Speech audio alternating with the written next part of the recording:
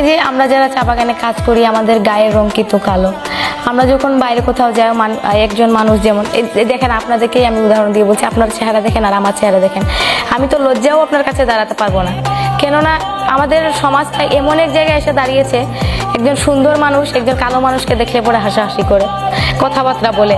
মানে আমরা যখন বাইরের মানুষের সাথে কথা বলি, মানে আমাদের যদিও আমাদের দুঃখটা যদি আমরা প্রকাশ করতে চাই, মানে আমরা প্রকাশও করতে পারি না। কেননা একজন ওই মানুষ এত সুন্দর মানুষ, ওই মানুষ এত শিক্ষিত মানুষ, ওর কাছে গিয়ে আমি কিভাবে কথা বলবো?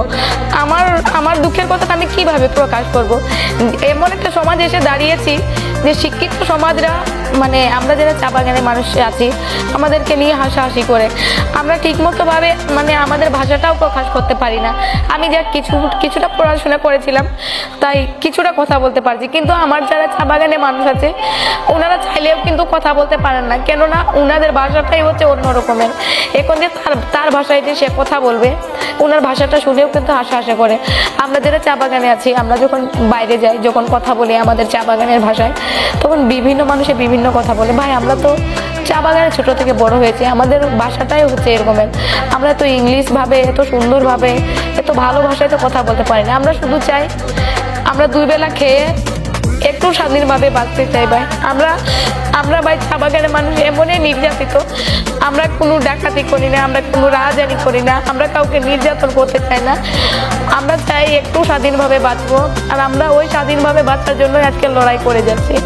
আমরা আশা করছি আমাদের এই লড়াইয়ে আপনারা সকলের সাথে থাকবেন এবং ততদিন পর্যন্ত সাথে থাকবেন যতদিন পর্যন্ত না আমাদের এই লড়াই আমরা জিততে পারছি। এই লড়াইটা ভাই আমাদের জীবন মরণের প্রশ্ন।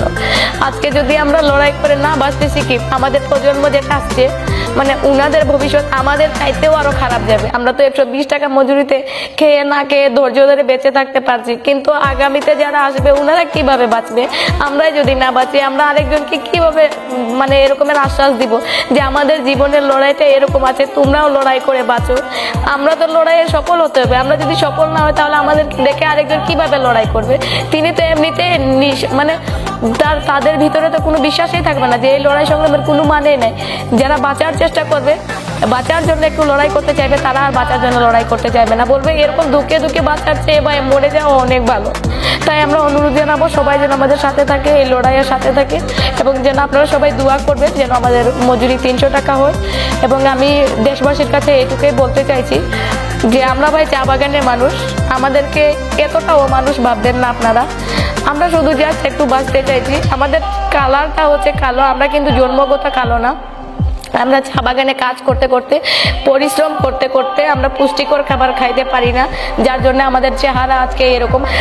সবাই আমরা একসাথে হাতে হাত মিলিয়ে, কাঁধে কাঁধ মিলিয়ে আমরা আমাদের অধিকারটুকু আদায় করতে চাইছি। আপনারা আমাদের সাথে থাকবেন।